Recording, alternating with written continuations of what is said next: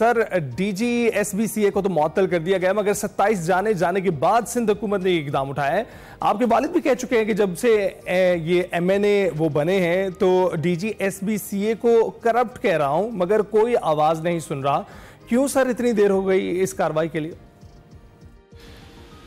जी बिल्कुल, मैंने भी अपने वालिद साहब का बयान सुना है और बिल्कुल मेरे वालिद साहब, जाहिर सी बात है क्योंकि लियारी के MNA हैं और आवाम का जो इस वक्त रद्द अमल है, जो इमोशंस है आवाम के तो ओबियसली वो आवाम के नुमाइंदे हैं, आवाम के रिप्रेजेंटेटिव हैं, तो उस लिहाज से उन्होंने ये बयान दिया है। पर ये भी मैं साथ साथ कहना चाहता हूँ कि जितने भी शिकायत आती थी पहले लोकल गवर्नमेंट मिनिस्टर को, तो वो सारी शिकायत कंसिडर ज़रूर होती थी और इन शिकायत की वजह से माजी में भी चंद अफसरान, assistant director level, inspector level के लोग माजी में भी मुअत्तल किए गए हैं।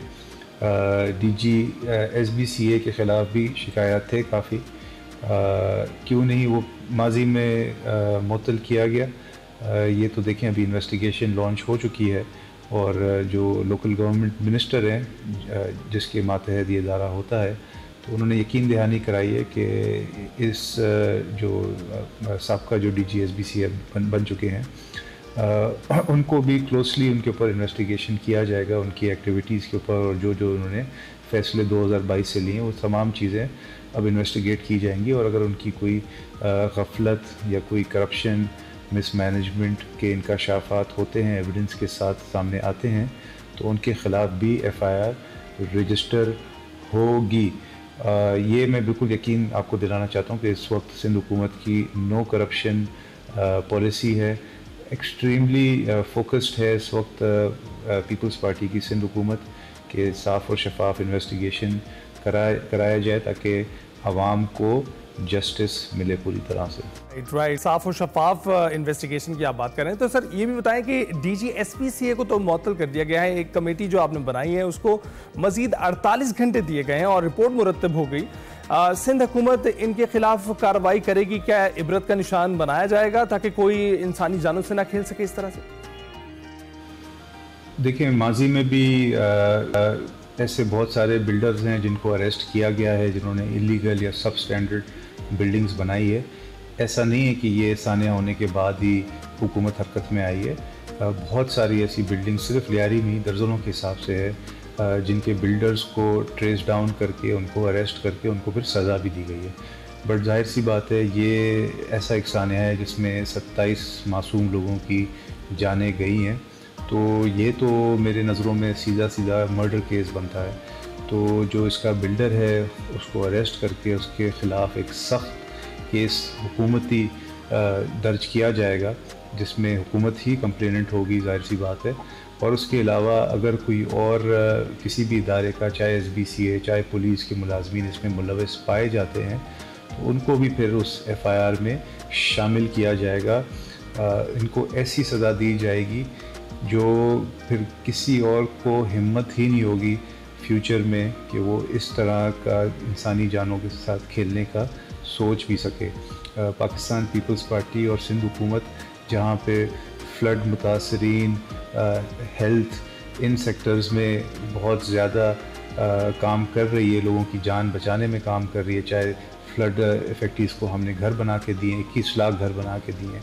उसके अलावा हेल्थ केयर के अंदर NICVD जैसे state of the art institution हमने बनाए, जहाँ पे दिल के अमराज के लोगों को हम free of cost health care provide करें ताकि उनकी जानें बचाई जा सके। तो वहाँ पे हम इस तरह से इंसानी जानों को ज़ाया नहीं होने दे सकते।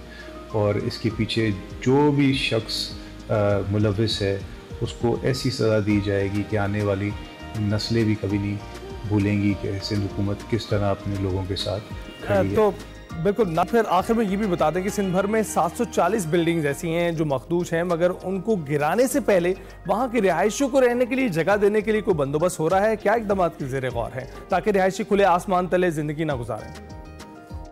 जी बिल्कुल, इस वक्त हुकूमत सिंध के लिए जो सबसे बड़ा चैलेंज है वो यही है कि जो इन बिल्डिंग्स के मुतासरीन हैं जिनको एवैक्यूएट कराया जा रहा है, तो उनको किसी सूटेबल जगह पे मुंतकिल किया जाए।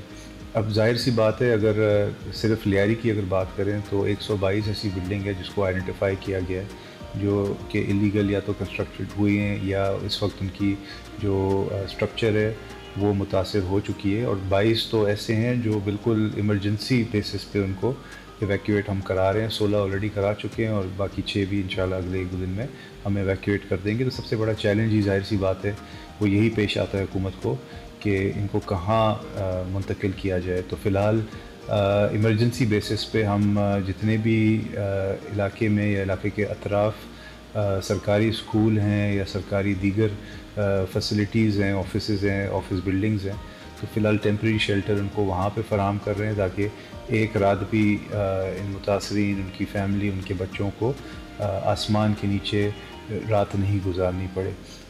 बट उसके अलावा जिस तरह Sindh people's housing for flood affectees एक पाकिस्तान पीपल्स पार्टी का एक रिकॉर्ड बनाने वाला एक एंडेवर है, मतलब 21 लाख घर दुनिया का ये रिकॉर्ड है कि किसी भी एक सरकारी पब्लिक हाउसिंग इनिशिएटिव इसकी मिसाल अपने आप ही है। तो अगर हम 21 लाख घर बना सकते हैं फ्लड मुतासरीन के लिए, तो ज़रूर in the coming days CM Sindh Murad Ali Shah अपने कैबिनेट के साथ मुशावरत करके इन बिल्डिंग्स के मुतासरीन के लिए भी कोई परमानेंट हाउसिंग का सलूशन निकालेंगे।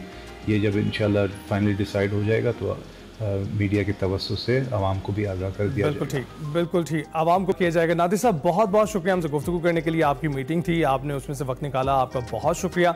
और इसके साथ साथ देखते हैं जनाब तहकीकाती कमेटी क्या रिपोर्ट पेश करती है, क्या इंकशाफात सामने आते हैं और उन इंकशाफात में किसको मुर्द इल्ज़ाम ठहराया जाता है, ये वक्त बताएगा। ब्रेक के बाद हाजिर।